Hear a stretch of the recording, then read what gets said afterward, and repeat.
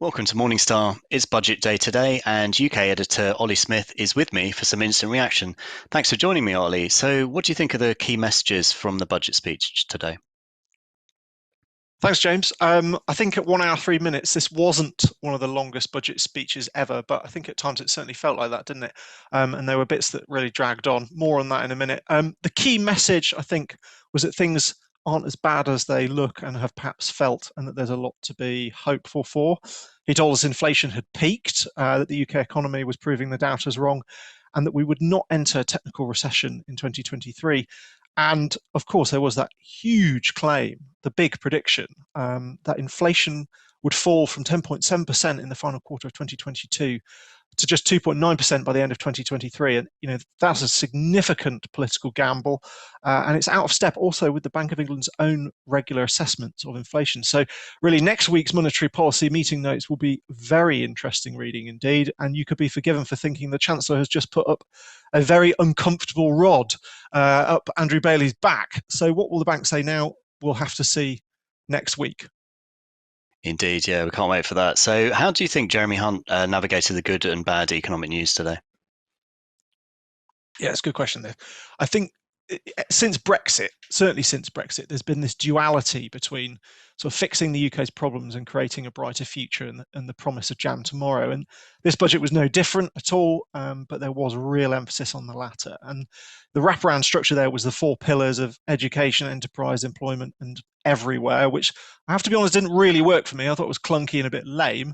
But that was about creating this kind of positive messaging. And on the good stuff, there was money everywhere. So it seemed, money for investment zones, artificial intelligence, medical innovation, life sciences, nuclear energy, you name it. It was spend, spend, spend.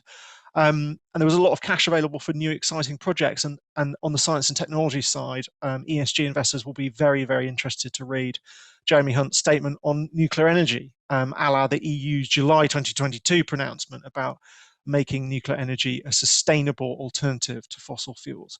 It's controversial, but it's forming a core part of the apparent growth plan. And then there's the bad stuff, really, which I think exposed the actual structure of the budget speech itself. So there was happy stuff, and then there was unhappy stuff, and then there was more happy stuff at the end.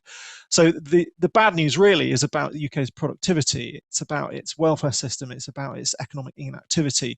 We've got 1 million vacancies in the economy, and over 7 million adults not in work. So, for that, we had welfare reform. We had a plan for older workers, as well as some healthcare spending that took me by surprise.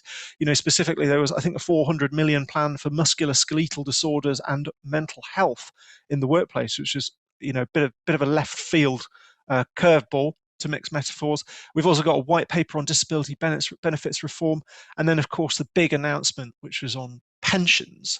And this really is addressing a problem that was apparent from about 2018 onwards, with doctors and their pension allowances and consultants being charged effectively to go to work. But there's other tinkering too. So the pensions annual allowance will be increased from 40,000 to 60,000. The big announcement that the lifetime allowance will be abolished. So in my mind, that makes this a budget for pension lobbyists, really, but it's going to make very little discernible impact on people who are really feeling the complex and traumatic side of household financial management at the moment.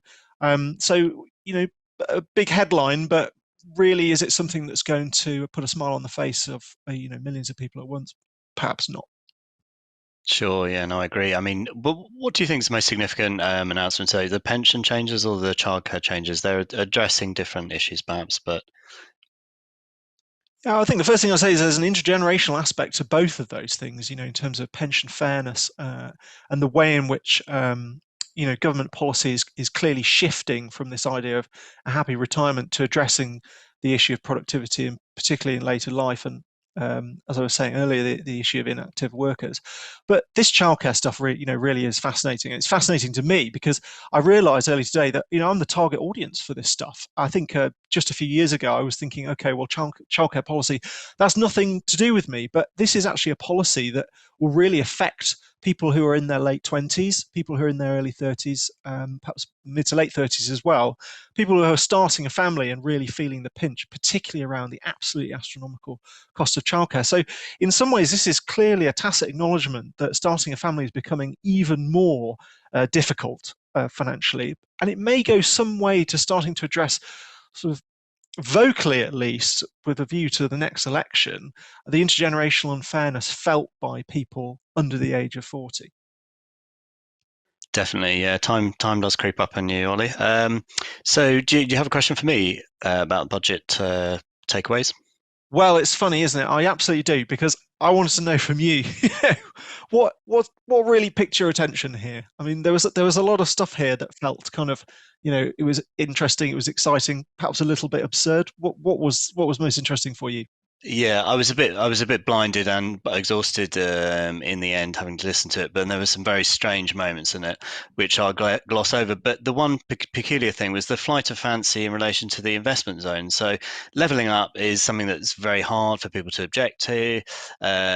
We all know that we need to move the economic base away from the southeast of England, London in particular. But Jeremy Hunt almost sort of indulged in this sort of flight of fancy when he talked about Canary Wharf being an example of great redevelopment, which, if you know your 1980s history, there are some good and bad cases there. But he had this vision of 12 Canary Wharfs dotted all over the country, which is perhaps not what a true socialist would envisage.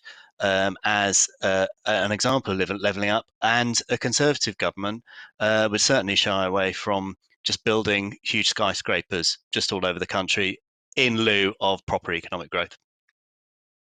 Okay, interesting. James, thanks for your thoughts, and thanks for interviewing me today. For Morningstar, we've been James and Ollie.